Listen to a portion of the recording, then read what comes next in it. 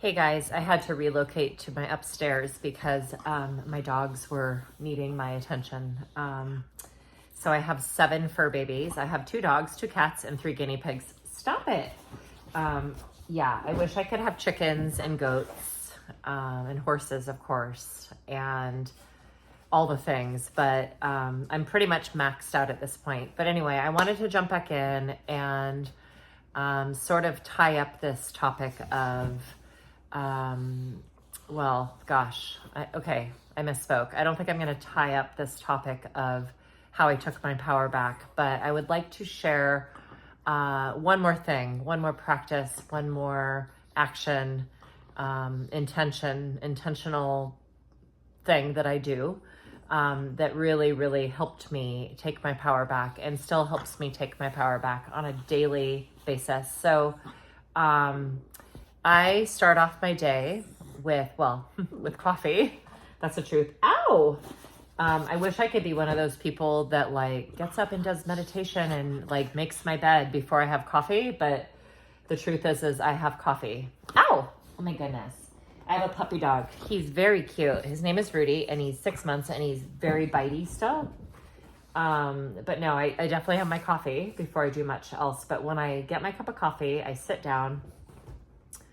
And the first thing I do is and it's funny, it's totally psychological because I get my coffee, it's near me, and sometimes I realize that I don't even have a sip of my coffee for like a good 15 minutes. I kind of forget to drink my coffee, but it's more just like the ritual and like knowing that I have my coffee at the ready. But I basically, what I do, I start my day with, I journal first thing. I start with daily affirmations. I know it sounds really basic, I know, but this has been a huge help for my own reminder of where I choose to put my attention and acknowledging my self-love, my self-worth.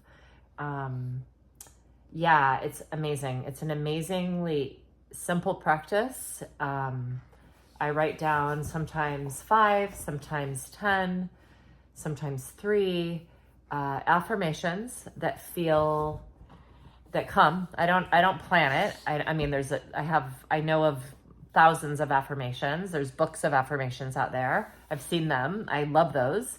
But I don't do that. I basically just sort of drop into what's happening for me in that moment. Okay, you stop, go. Where I'm at emotionally, what's going on in my life maybe. And I just sort of, again, it's sort of about speaking to myself as I would my own daughter. And I just basically, it's amazing. It really is. Like it has proven to me that sometimes it's like, you know that term fake it till you make it? It's sort of like fake it till you make it in a way, because it's like, I'll write down, I'll be like having my coffee and I'll be like, I'm feeling some anxiety this morning maybe, or just, some mornings you wake up feeling just amazing. You're just like, I own this. I'm stoked. Everything's great. And other mornings I wake up and I'm like, not owning it, not feeling super stoked. And it's amazing how if I just sort of fake it till I make it with like, I am, what do I write? It depends on the day. It's stuff like, I am perfectly imperfect. I am, forgiving myself for my flaws and my shortcomings, and believing that I am always learning despite this one's really long. I try not to go that long, but sometimes they end up like this because I tend to be a little bit wordy. I basically just talk myself off the ledge of like self-doubt, the ledge of criticism, the ledge of undervaluing myself, the ledge of forgetting that I'm you know, this amazing creation of God, which I am, as are you. And I sort of just pump myself up every morning. I'm like, you are empowered. You are lovable. You are abundant. You are, a force of light and positivity and joy and love. You are attracting, the right people to you. Everything that is happening for you. Yes, I know it's so sort of cheesy, but you guys, I'm telling you, this is how I start my day, and I've been doing this for a while, and it is huge. It is so helpful. It literally just, boom, it puts my brain and my thoughts into this very positive, like, frame. And then I do other stuff. Then I write down, like, I like to-do lists. So I sort of have to do my thing every day. Like, what are my objectives? What must I get done today? But I start with my affirmations. It really sets the stage for a very, like, positive baseline. It's, writing affirmations is not about the ego. It's not about, like, oh, I'm so amazing. Not at all. There's a difference. I've learned the ego is very different from positive self-talk. It's not about telling yourself that you're amazing. And that, in a way it is telling yourself you're amazing, but it's telling yourself that you're amazing with the right intention. It's not about gaining control or power over somebody else or seeking pleasure. And not that anything's wrong with pleasure, but it's different than the ego. And now that I'm talking about it, I'm realizing that it's sort of a hard thing to differentiate between when we're talking about positive affirmations. That's really interesting. I'm gonna have to think about that. But it's different. It's very kind of instinctively, inherently, innately, organically different. I know when I go into an ego-driven state. For me, it's usually when I'm feeling resentful and I'm like, oh, I'm going to show them. I'm going to be, like, so successful that they're going to be like, oh my God, why is she so successful? And then I'm like, hold on. I'm like, hold the phone, Jack. That is the ego. And I do not want to be ego-driven. That is not the energy. That is not the empowered. It's basically, it's not the frequency. I know it's very woo-woo, but it's true. It's not the frequency. It's not the energy. It's not the ow, God, you're so bitey. What is happening? It's not the way that I want to be in my life in any way, shape, or form. It's a very palpable difference. Right now I'm having a hard time putting it into words. Yeah. And that's okay. It's all good.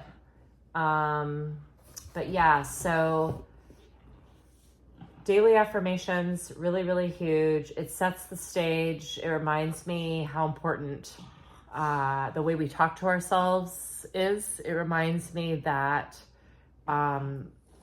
that I am ultimately in control of what I choose to think, what I choose to let in.